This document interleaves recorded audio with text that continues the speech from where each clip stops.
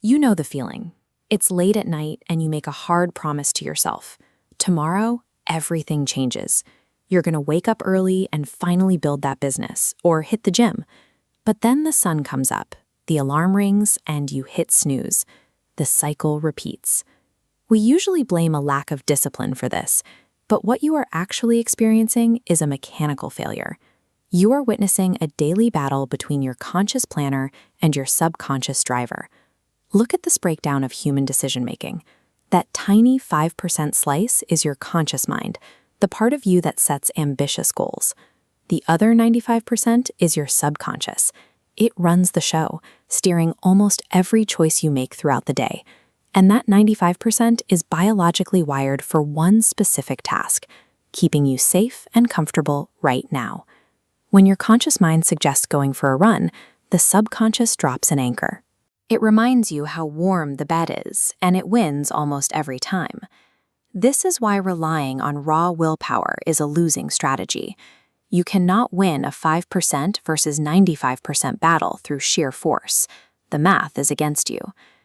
To fix the imbalance, you have to use a biological mechanism called neuroplasticity.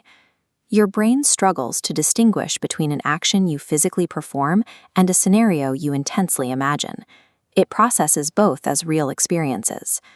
You can use this during the final 10 minutes before you fall asleep. As your body winds down and your conscious defenses lower, your subconscious mind acts like a sponge, becoming highly receptive to external inputs. If you spend those 10 minutes vividly visualizing yourself executing your goals, seeing the exact steps you take, your brain begins to build new physical pathways. You are actively installing a patch directly into your subconscious operating system. The goal is to shift your focus from action to identity. You stop trying to convince yourself to do the work. Instead, you convince your subconscious that doing the work is simply who you are. Industrialists like Henry Ford used this exact principle.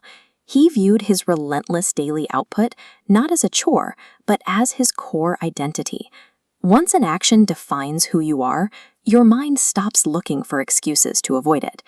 When you tie a difficult action to your internal identity, your subconscious stops fighting you.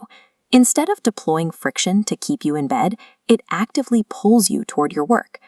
To bridge the gap between intention and automatic action, research points to a 21-day window of unbroken repetition. This is the time required for a newly forming neural pathway to transition from a conscious effort into a subconscious drive. The earliest days of this cycle are incredibly uncomfortable. Your brain will actively fight the new routine, urging you to break the alarm clock or retreat into your phone. To survive this wave of biological resistance, you isolate the work, block out all distractions, silence your phone, and focus purely on the task in strict 25-minute sprints. Notice what happens on this timeline. If you keep the chain unbroken, the resistance you feel on day 1 tapers off. By day 22, the friction disappears. You don't need the alarm clock anymore. Your body wakes up on its own. The intense pain of discipline is strictly temporary, but the resulting subconscious upgrade is a permanent neurological shift. Even with the right habits, a lack of immediate results causes most people to quit. Think of a bamboo tree. For the first 4 years after planting, you see nothing above the soil. Then, in the 5th year, it shoots up 90 feet in a matter of weeks. During those empty years, the tree was aggressively building a massive root system underground. Your work operates the same way. Months of outward stagnation often mask the internal foundation building required to support a sudden spike in growth. When you don't see results immediately, an unpatched subconscious uses that early failure as an excuse. It tells you to retreat to safety, suggesting that the effort was a waste of time. Thomas Edison conducted thousands of failed experiments while developing the light bulb. He didn't view those misfires as an indictment of his talent. He viewed them as objective data. Each failure was simply the universe telling him which specific method didn't work.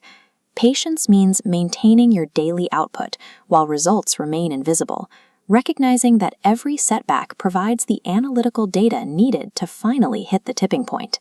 Here is the exact protocol. First, define your target clearly on paper and pick a single microscopic step you can execute tomorrow.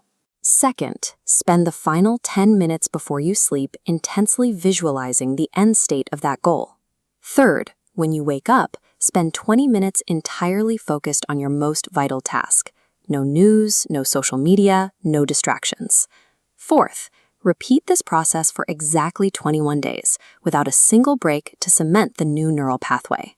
Finally, aggressively curate your environment.